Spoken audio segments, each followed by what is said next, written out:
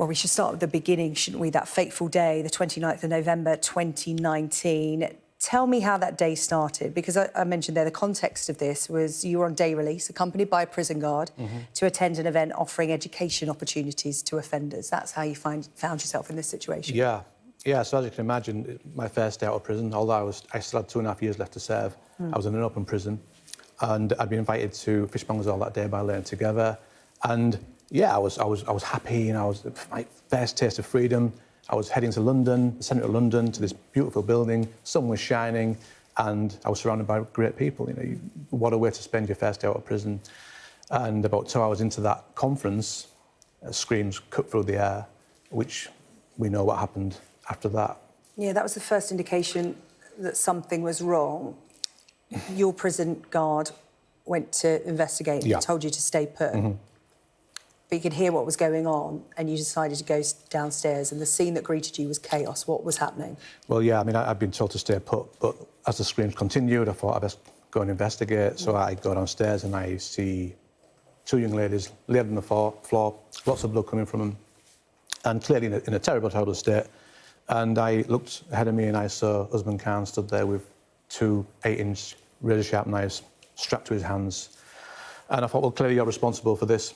So as I've said before, I didn't hesitate. I took him on, and my aim was really just to keep him at bay, just to keep him occupied or take him to the ground until the police arrived.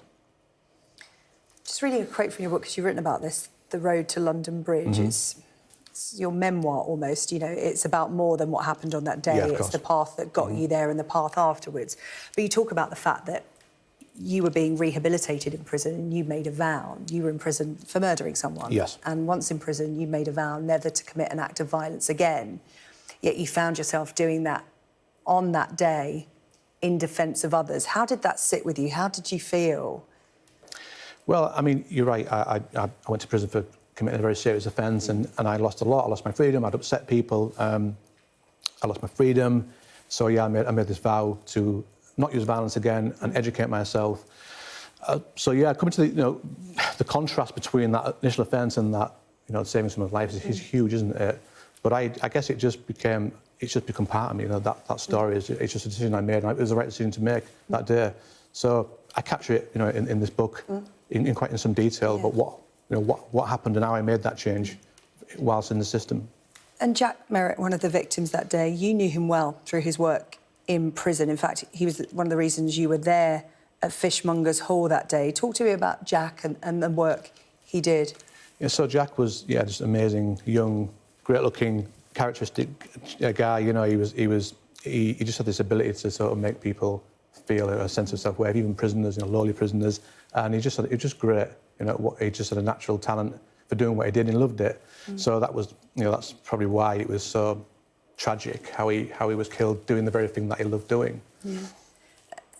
And it's because of Jack you found yourself sort of going to this event, but also in prison working towards rehabilitating and finding redemption, as it were. I mean, talk to me about what life was like in prison, because on the UK Tonight we've talked extensively about the state of prisons in the UK. They're not fit for purpose, overstaffed, understaffed, overcrowded. You saw cell fires, gang battles, daily violence. What was it like living amongst that? How bad is it? It's terrible. I mean, it was extremely challenging for me. But you can engage in offending behaviour courses. You can't get to offending behaviour courses if you've got problems around you, if you've got not enough staff to get you there, to get you to those education departments. So it's very, very difficult for people, even when they want to change. The system currently is just not really fit for purpose. And it's preventing that very important objective of rehabilitation. We're hearing it today on the news all the time. It's just not good enough, and more needs to be done. You felt lucky then that day to be able to go to an event about rehabilitation and education of prisoners for after their release. Because of your actions that day, you were released early from prison. You were reaching the end of it anyway. You also received the Queen's Gallantry Medal. That's a medal for bravery from the Princess Royal just last month. And on that day, you called it a symbol for change. What did you mean by that? How did your life change by those events on the 29th of Yeah, November? for me, it wasn't just a recognition of that bravery that day. This was recognised from the highest authority in the land. And I think if I was still committing offences, I still misbehaving, despite what happened that day, I don't think I would have got that medal. So for me, it symbolises change as well. And I hope that what I've done, what I've achieved, can be used to inspire and motivate other people who might be struggling to change or want some inspiration. So it's a very powerful thing for me personally. What does change or redemption look like for you? Talk to me about what's been happening since 2019, the journey you've been on since then, because that's a seismic event in your life. Enough has happened in your life already, and then this happens. Where did you go from there? Well, I mean, I'm currently working for the Howard League for Penal Reform as a fundraiser. We do a lot of work trying to improve the prison system and probably get the numbers down and encourage the government to sort of, put resources into the system which help people rehabilitate. But I'm also doing something else. I'm currently the co-founder of Own Merit CIC, which is a social enterprise that helps prison leavers into find accommodation and employment as well. So I'm putting a lot of time and effort into helping other people who are coming out of prison to sort of reintegrate safely into society. Yeah. And like you said, when we talk about the UK prison system, understaffing, lack of resource, how hard is it for prisoners to get access to the tools that can help them if they want to change? Just give me a snapshot of that.